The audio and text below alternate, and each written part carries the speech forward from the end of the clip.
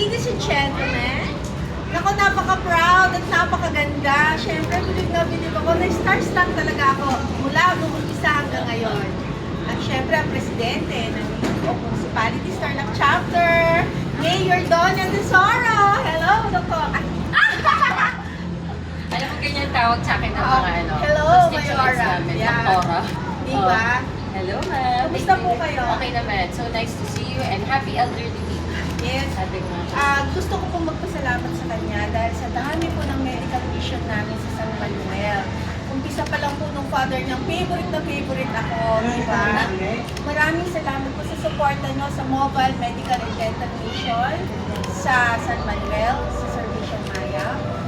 Ma'am, ako magpapasalamat kasi tuloy-tuloy yung roll out ng medical services from time ni Governor Susan, tapos actually even time ni Governor Christian. Yes. Hanggang ngayon, mas marami ngayon kay Governor Christian kasi talagang tinuloy-tuloy nila yung pagbaba sa barangay, which is a big thing kasi syempre nakakatipid sila pamasahe, nakakatipid sila sa gamot, and so many things sa check-up. At saka buong community nakikinabang pag nandun kayo kasi lahat sila talaga dinadala nila yung buong pamilya nila, tapos nagbibigay pa kayo ng bigas. So very helpful ito. Thank you kasi halos lahat ng barangay namin napuntahan na ng Servisyong Maya. Opo, Thank you tsaka so ang much. papa po niya, Favorite ka?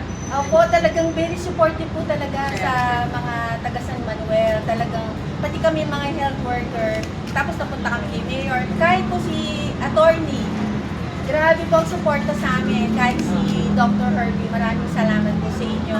Ano po po ang plano niyo sa San Manuel? Well, syempre, tuloy-tuloy yung mga medical health services natin, no, na magka-partner tayo doon, province, and kami.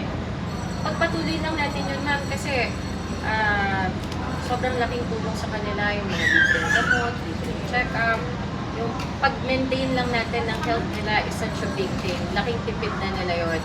Isang malaking bagay na po yun para sa buhay ng bawat talakay. Kaya we should just maintain this kind of service sa ating mga nasasakupan. So thank you, ma'am. Maraming salamat. And we will see Hindi you lang siya again. maganda.